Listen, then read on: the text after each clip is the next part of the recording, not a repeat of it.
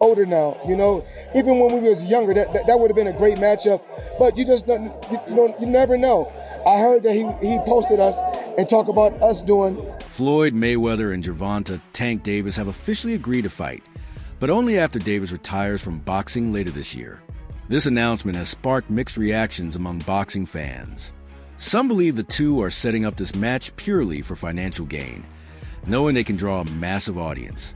Others trace the situation back to Davis's recent interview before his fight with Lamont Roach, where he shared some new, never-before-revealed details. It's no different from when I talked about the thing with Gervonta, for instance. When I said that I need all fighters.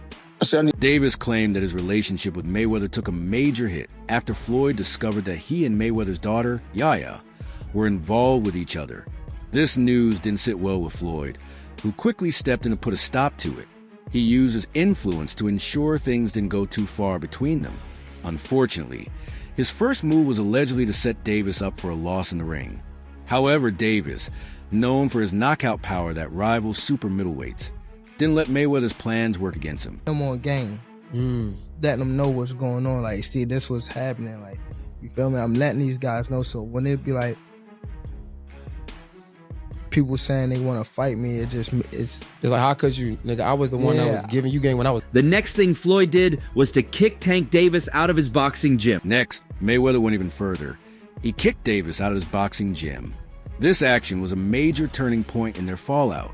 Davis quickly realized he was no longer welcome in Floyd's circle. Kind of crazy trash talk with Gervonta and Terrence Crawford recently. And one of the things that I've always... Shortly after, Davis left Mayweather Promotions to go independent. Now, as he nears the end of his successful boxing career, he's lined up an exhibition fight against Mayweather as a way to close that chapter. However, tensions between them escalated even further when they started exchanging jabs on social media. Those are lifetime losses.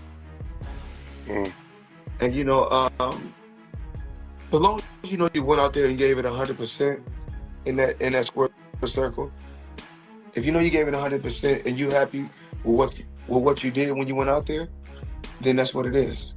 The worst of all was how Floyd... The situation worsened when Mayweather not only sided against Davis in his last fight, but also acted in ways that many felt were uncharacteristic of a boxing legend. He was so eager for Davis to lose that simply announcing the fight's cancellation on Instagram was enough. He even went as far as calling Davis's fight against Frank Martin a 50-50 matchup and secretly giving Martin tips on how to defeat Davis. Career. Come on, Davis!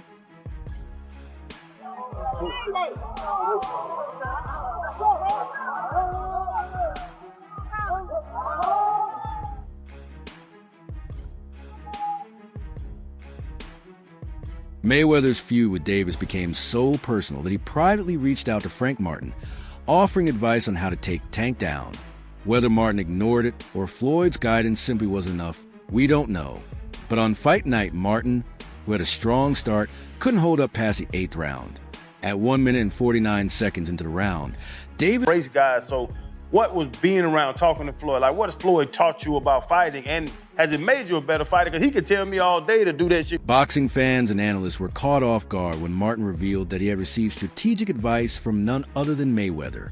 The lightweight clash took place on June 15th at the MGM Grand Garden Arena in Las Vegas, where Davis successfully defended his WBA title against Martin. Couldn't do it. Yeah. You know what I'm saying? Like, what does being around a guy like Floyd do for you? He could tell you, go run at 2 in the morning. You know, go do it when, cause not. And as expected, there was quite the trash talk brewing between the two. Still, going as expected, there was plenty of trash talk leading up to the fight. Still, Davis remained the overwhelming favorite. Before the bout, Martin appeared on the Pivot podcast and shared insights into the advice Mayweather had given him, drawing comparisons to the kind of guidance. My thing is, I've always been there for him from day one. We had a game plan, and my game plan was to... Martin admitted that receiving advice from Mayweather gave him a special kind of confidence. Mayweather later defended himself against critics, saying, "I do what I want and support who I choose.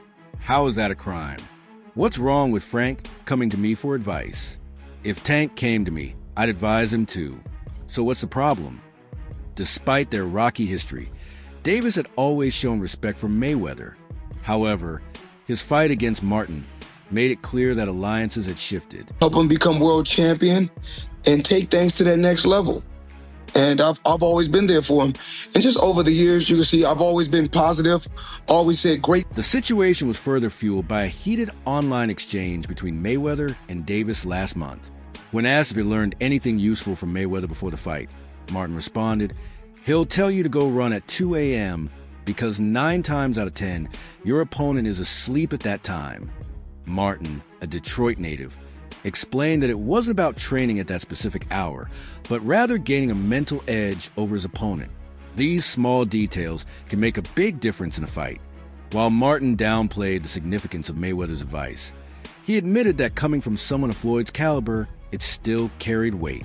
9 out of 10, we know your opponent sleep at that time. So go run at 2 in the morning and go give yourself a mental edge, because you out there working every night at 2 in the morning running. When Floyd tells you something, even if you can't copy it exactly, it makes you feel different about yourself, Martin added. Interestingly, this is similar to the mental strategies Mike Tyson used in his prime, waking up at 3 a.m. to train and chopping wood to build mental toughness. No wonder he became the youngest heavyweight champion and later an undisputed champion. However, neither Tyson's training rituals nor Floyd's advice were enough to stop Davis from executing his game plan on fight night. Davis, coming off a year-long layoff due to a 2022 hit-and-run case that led to a 90-day jail sentence in Baltimore, still delivered a dominant performance, ending the fight with an 8th-round knockout. 7 o'clock in the morning, Friday. He told Frank that. He was giving Frank tips and stuff. Really? How'd you know that? This word of mouth? I seen... Despite the time away from the ring, Davis's skills remained razor-sharp. He had previously knocked out Ryan Garcia in April last year and delivered a similar finish against Frank Martin. Leading up to the fight, Mayweather even told his fans to watch UFC instead, following yet another heated exchange with Davis on social media. This further fueled speculation about their ongoing feud. Seeing is people drive by while I was running. Oh, really? Yeah. So they were spying her, kind of? No. He got a club. Floyd Mayweather and Gervonta Davis continue their feud, with Mayweather trolling Davis by posting that the Frank Martin fight was canceled. Davis responded, "Keep talking, and we'll pull up to your house and lay hands on you." On fight night, Davis backed up his words by knocking out Martin in spectacular fashion. After the fight, Davis confirmed that Mayweather had indeed tried to coach his opponent against him. "Yeah, he was giving Frank tips and all that, but I knew that wasn't going to be enough to beat me." Davis said, "It's cool. I don't really think much of it. He's not going to hurt me. You know." Yeah. Care to elaborate on that? Out of the sport.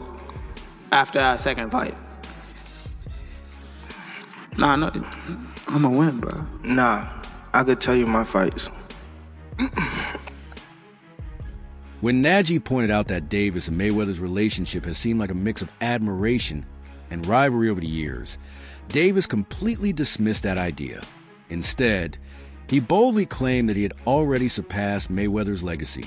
"I'm at the point where I pass him, and I'm doing it at a young age," Tank stated confidently. However, Davis wasn't done making his case. He went on to talk about a new deal he had signed. According to reports, Mayweather's 2013 deal with Showtime was worth $200 million, but Davis has since changed his perspective. Many boxing analysts believe that while Davis is a highly skilled fighter, his career could end up being average due to questionable decisions and a lack of focus.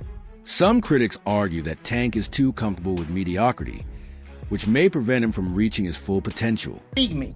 The Gervonta Davis fight with Lamont Roach. Lamont's a good fighter. He's a perennial contender. He's been a contender for his whole career. I think he's been pro for about a decade. I can remember him all the way back in his Golden Boy days. Was, solid perennial contender.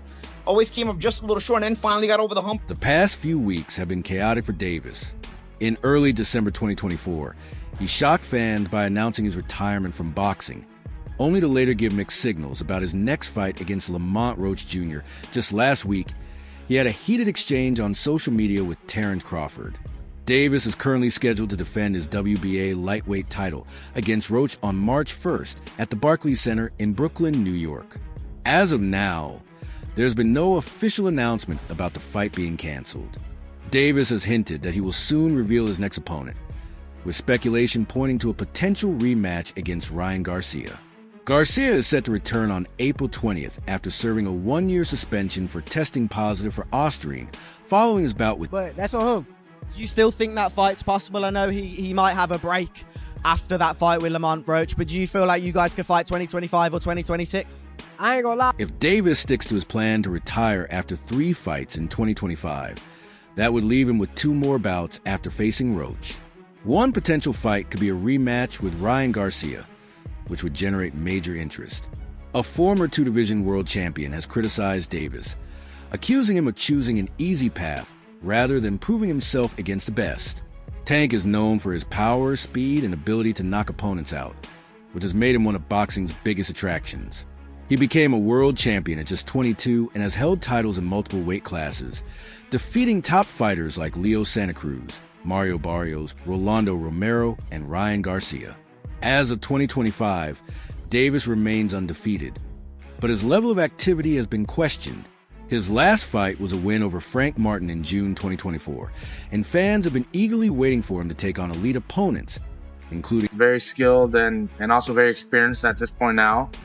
He's fought and seen pretty much every style there is, and his power is... Speaking to Fight Hype, Paulie Malignaggi voices frustration over Davis facing what he considers lower-level competition. When it was announced that Tank would fight Lamont Roach, Malignaggi didn't hold back. If Roach had defended his title 4 or 5 times at 135, then maybe I'd be interested. But no, you're just recycling the same champions. You're not even moving forward. You're hurting the sport just to make money. I stand up for boxing. I want the best fights possible. I'm not entertained by be-level matchups just because they're on pay-per-view.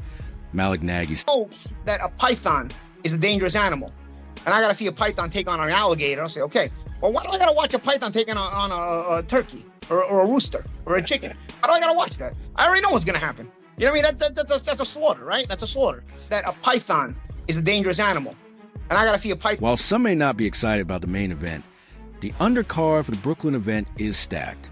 WBA super lightweight champion Jose Valenzuela will defend his title against Gary Antoine Russell, while WBC super lightweight champion Alberto Puello takes on Sandor Martin. Davis has announced he will retire at the end of 2025, and both fans and Malignaggi hope he makes his final year count. Meanwhile, WBC lightweight champion Shakur Stevenson has changed his stance on Davis's retirement decision. But you know what? You would give it a Nile River crocodile or alligator, and when I confuse alligators and crocodiles, but whatever. Give it a Nile River alligator, and In December, Davis stunned fans by declaring his intention to leave the sport after 2025, citing frustration with boxing politics as a major factor. He confirmed that he is unhappy with the current state of the sport and plans to retire following his upcoming fight on March 1st, 2025, at the Barclays Center in Brooklyn, New York, where he'll defend his WBA lightweight title against Lamont Roach Jr., originally set for December in Houston. The fight was postponed for undisclosed reasons. This bout may be Davis's final opportunity to cement his dominance in the lightweight division before stepping away from boxing. Python, all right, bro, you know, you got me interested. You're like, all right, bro, let's see who wins this. You know what I mean? They fight, you know, obviously we're not fighting to the death in boxing, but nonetheless, intrigue me. Davis's decision to retire at the peak of his career has sent shockwaves through the boxing world, sparking mixed reactions. Some believe he is walking away too soon, while others respect his choice. Known for his aggressive style and knockout power, Davis has established himself as one of boxing's elite fighters. As his retirement nears, discussions about his legacy will undoubtedly continue to heat up within the boxing community. I ain't into chasing people around. I mean, if he's willing to fight, I'm ready to fight, and I think it should happen. But I ain't gonna lie, I can't sit there and chase you. If you want to retire with the career he's had, then go ahead and do what you want. But I don't agree with it. I think it's soft. Shakur Stevenson told Fight Hub TV, expressing his disappointment, "I'm not going to chase him. If he wants to fight, I'm ready. But I'm not about to act like I need him. I don't need him, Stevenson added. If Davis retires without facing Stevenson, it would be a missed opportunity for one of the most highly anticipated lightweight clashes in years. Meanwhile, Stevenson is preparing for his fight against rising prospect Floyd Schofield Jr. on February 22nd in Riyadh, Saudi Arabia. You know, he could try to make it seem as though I need him, and I don't need him. So